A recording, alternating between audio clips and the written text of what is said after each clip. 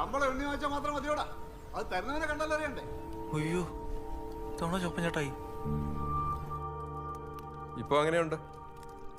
ഈ കാണുന്ന പരുവത്തി തന്നെയുണ്ട്. അമ്മച്ചി അതല്ല.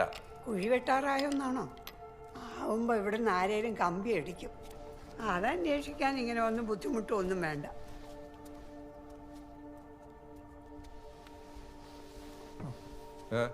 പിയൂസ് ഉണ്ണിച്ചേട്ടൻ പറഞ്ഞോട്ട്.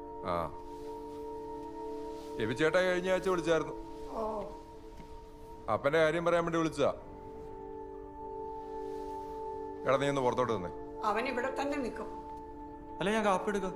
കാപ്പിയൊക്കെ അവൻ പോണ വഴി കുടിച്ചോളൂ. ജോപ്പൻ വന്ന കാര്യം പറയാൻ നോക്കാം. അമ്മച്ചി അതെന്നാന്ന് വെച്ചാ കാണാതായിട്ട് ഇത്രയും വർഷം കഴിഞ്ഞ മരിച്ചതിന് തുല്യമായിട്ട് കണക്കാക്കാന്നാ നിയമം. പേരിന് കാര്യം പറഞ്ഞൊന്ന് ഗസറ്റിൽ കൊടുക്കണം. 1 മാസം കഴിഞ്ഞ രജിസ്ട്രേഷൻ അടക്കം ഉണ്ടാവില്ല.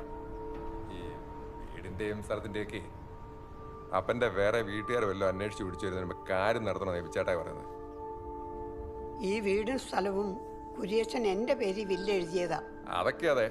എന്നാലും ആരെങ്കിലും എന്തെങ്കിലും ലീഗൽ ഹെയർ ഒബ്ജക്ഷനെ കൊണ്ടുവന്ന് പ്രോപ്പർട്ടി കേസിൽ കിടന്നു പോയാലോ? കൈമാറ്റത്തിന് ഡിലേ വന്നാലും പ്രശ്നമല്ലേ? ജോപ്പ, ഇവിടുത്തെ കാര്യം എങ്ങനെ ചെയ്യണമെന്ന് അമ്മച്ചി തീരുമാനിച്ചിട്ടുണ്ട്.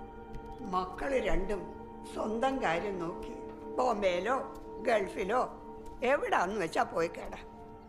ഇനി കുഴിവെട്ടിന്റെ കമ്പി വരുമ്പോ പോലും തിരക്കാണേ വരണമെന്നില്ല.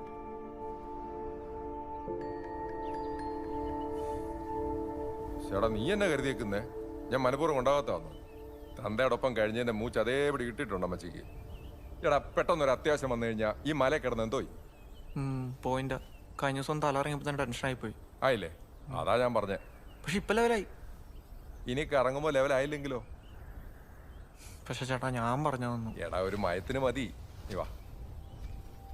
ഇനി ഞങ്ങളുടെ കൂടെ നിൽക്കണ്ടെന്നാണെന്നുണ്ടെങ്കിൽ ഇരിക്കണ്ട. ടൗണിൽ വീട് വല്ലതും എടുത്തു കൊടുത്തേക്കാം. അവിടെ നിന്നോട്ടെ. അല്ല വേണ്ട. ഇരിക്കട്ടാ.